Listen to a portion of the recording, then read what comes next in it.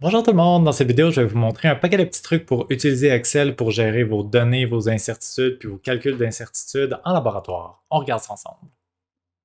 Alors, on débute avec une petite mise en situation. On imagine un laboratoire dans lequel on aurait un objet, un projectile qu'on lancerait à partir d'une certaine hauteur connue h, à une vitesse initiale dont le module est connu v0, et à un angle par rapport à l'horizontale connu θ0. Le projectile fait son mouvement parabolique parfaitement dessiné de projectile, frappe le sol, et le but de ce problème, ça serait de modéliser l'angle d'impact avec le sol. On va mettre l'angle en valeur absolue, on ne mettra pas la valeur négative, on voit bien que l'angle va être en dessous de l'horizontale. Je vous épargne la modélisation, la démarche algébrique dans cette vidéo pour y arriver, mais voici le modèle qu'on obtient quand on résout ce problème.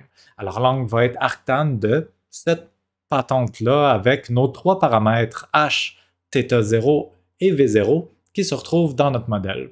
Maintenant, dans notre laboratoire, ce qu'on ferait, c'est qu'on viendrait mesurer ces trois paramètres-là, puis qu'on viendrait les insérer dans notre modèle pour prédire un θ, un angle d'impact théorique, ou plutôt modélisé. Nous voici donc dans Excel. J'ai copié-collé la mise en situation puis le modèle pour que ça soit plus facile de le garder en tête. Maintenant, comment structurer un tableau dans lequel ça va être facile de rentrer nos données puis ensuite de faire nos calculs, incluant nos calculs d'incertitude. Fait que voici une proposition de comment gérer nos données. Dans un laboratoire, on va probablement vouloir faire plusieurs essais. Ça veut dire qu'on va peut-être faire varier l'angle, la vitesse initiale, le h, nos trois paramètres indépendants. On pourrait être amené à vouloir les faire varier, donc à vouloir faire plusieurs essais différents pour augmenter la fiabilité de nos résultats, de nos conclusions. Ça va être beaucoup plus efficace de faire un seul tableau dans lequel on va pouvoir regrouper tous nos essais plutôt que de commencer à faire un paquet de tableaux différents pour les différents essais.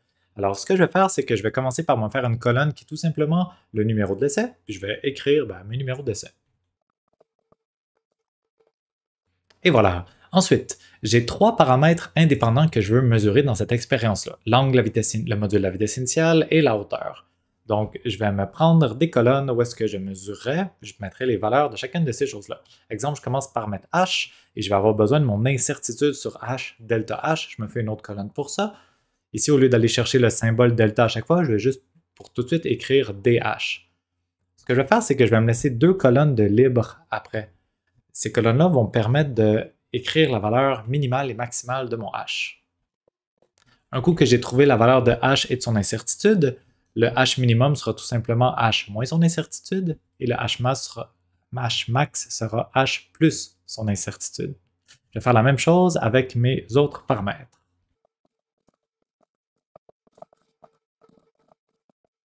Et voilà, j'ai un tableau que je suis prêt à utiliser. Ça a l'air d'être un énorme tableau. Si vous voulez vous aider avec un petit code de couleur pour vraiment voir qu'il y a en fait seulement trois variables dans ce tableau-là, vous pouvez tout à fait faire ça. Voilà, comme ça, visuellement, c'est un petit peu plus facile de voir qu'il y a en réalité seulement trois paramètres dans notre tableau. Alors, disons que je fais mon expérience, je prends mes mesures, je mesure mes trois paramètres et leur incertitude pour mon premier essai, puis je vais commencer par rentrer mes valeurs dans mon tableau.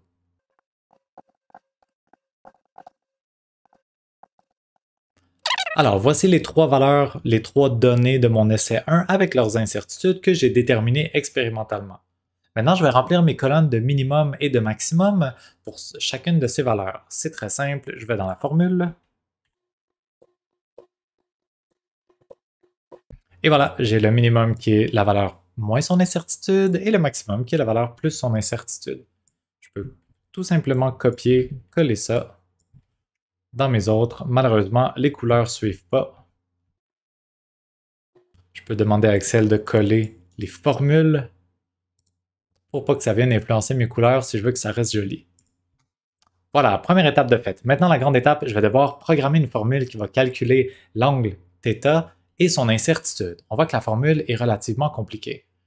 Pour tenir compte de l'incertitude de chacune de mes données, je vais devoir utiliser la méthode des extrêmes. À chaque fois que je vais rencontrer une donnée dans ma formule, je vais devoir la mettre plus son incertitude ou moins son incertitude.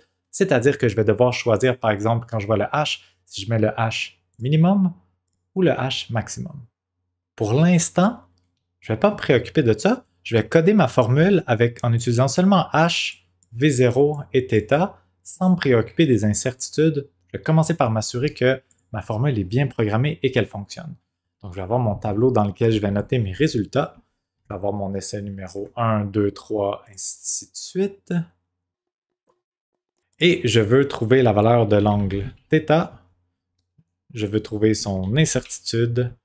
Je vais avoir besoin de sa valeur minimum et je vais avoir besoin de sa valeur maximum pour appliquer ma méthode des extrêmes. Commençons par programmer la formule. Alors, je vais faire ça. Dans le fond, tout ce que je fais, c'est que je viens programmer la formule qui est en bleu ici, sans tenir compte d'aucune façon que ce soit des incertitudes. Je vais aussi utiliser les fonctions radian et degré pour convertir les angles de façon appropriée, puisque Excel fonctionne seulement en radian.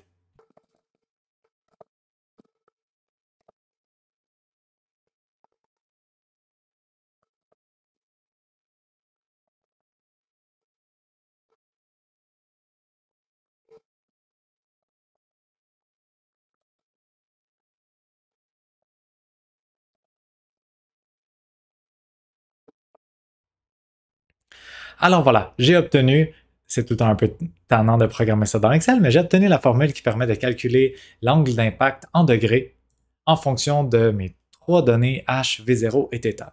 Maintenant, je veux une façon de déterminer l'incertitude en utilisant la méthode des extrêmes. Ça veut dire qu'il va falloir que je fasse exactement ce même calcul, mais à chaque fois que j'utilise une donnée, par exemple la hauteur qui correspond à D16, il faudrait que j'utilise soit le D16 maximum ou minimum dans le calcul de l'angle afin de déterminer l'angle maximum ou minimum qui va me permettre ultimement d'avoir mon incertitude.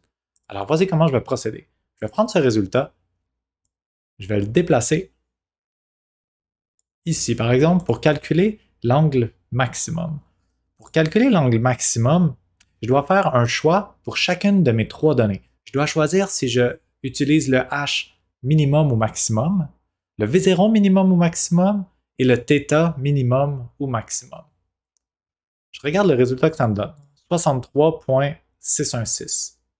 Si je faisais le même calcul en utilisant le H minimum, je peux tout simplement attraper la cellule de référence puis la déplacer. Alors au lieu d'être ici D16 qui était le H, c'est maintenant rendu F16 le H minimum. Je vois que ça me donne 63,51. Et si j'avais utilisé le H maximum, 63,71.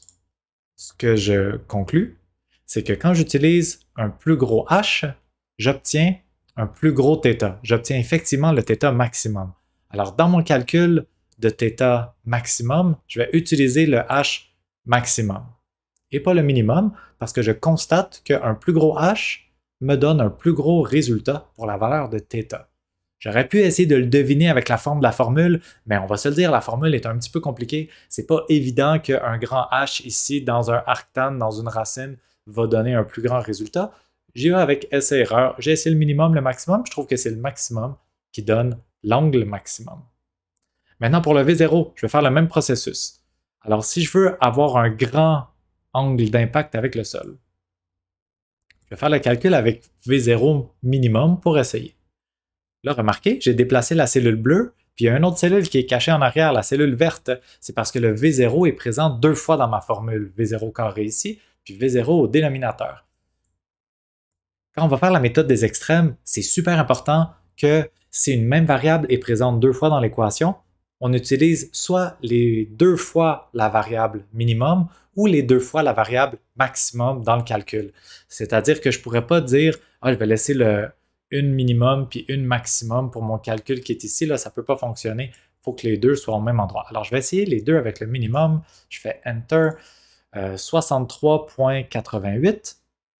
Et si j'avais essayé avec la valeur maximum de V0, 63,55. 63,55, c'est plus petit que 63,88.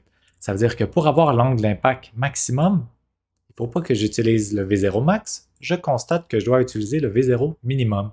Très difficile de le deviner en regardant juste la formule, mais j'y vais avec essai-erreur et je constate que ça, c'est ma plus grande valeur quand j'utilise le V0 minimum.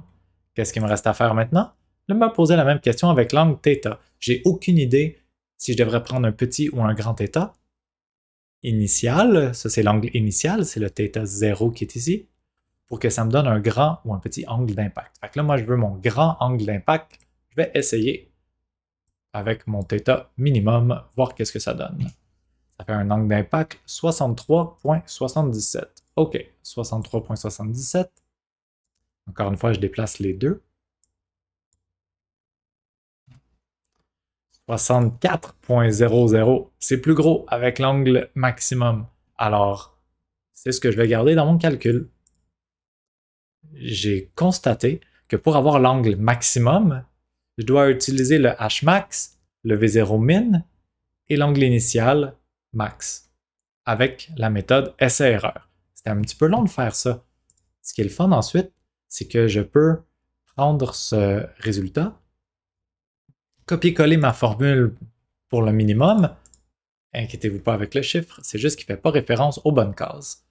Puis maintenant, je vais faire tous les choix inverses. Fait que pour le θ maximum, j'avais fait max, min, max. Je vais faire les choix inverses pour le θ minimum.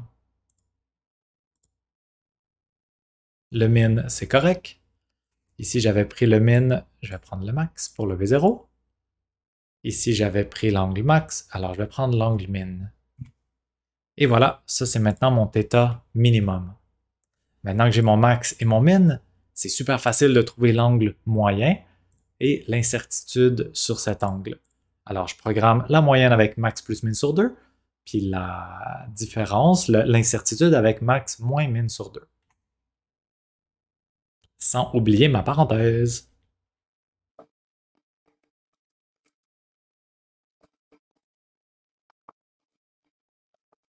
Et voilà, j'ai réussi mon objectif. J'ai été capable de calculer l'angle d'impact θ et son incertitude en utilisant la méthode des extrêmes, en programmant une formule pour le θ maximum, en choisissant à chaque fois, pour chaque variable, si je devais prendre la grande ou la petite valeur, avec une méthode essai-erreur, en faisant tous les choix inverses pour la variable minimum, et ensuite, max plus min sur 2, max moins min sur 2.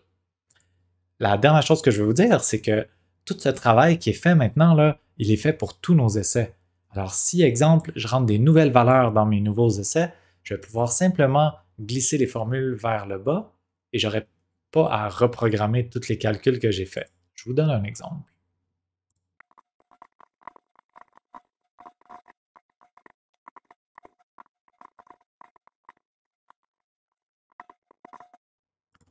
J'ai entré un paquet d'essais différents où des fois j'ai fait varier l'angle V0 ou le H.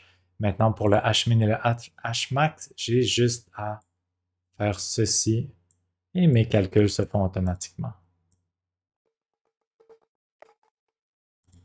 Maintenant, pour mes essais de θ, tout ce qu'il me reste à faire, c'est prendre mon θ minimum et l'amener vers le bas. Même chose pour le θ maximum. Même chose pour le θ. Et même chose pour son incertitude. Et voilà, si je veux afficher ces chiffres avec un peu moins de précision.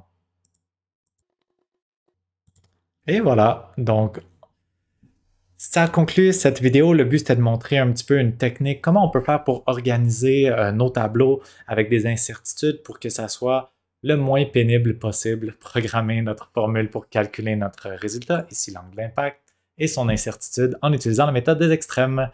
J'espère que ça vous aide et que ça va vous faciliter la vie pour les laboratoires pendant la session. Merci d'avoir écouté.